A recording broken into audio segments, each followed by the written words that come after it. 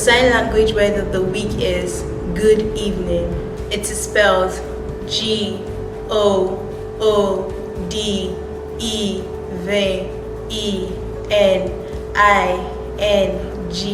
Good evening. Let's learn how to sign good evening. Now let's learn how to sign good.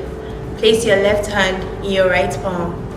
Good, good, good, good, good, good. Let's now learn how to sign evening. Place your left hand in front of your body and place your right hand over. Evening, evening. Let's do it together. Good evening, good evening, good evening.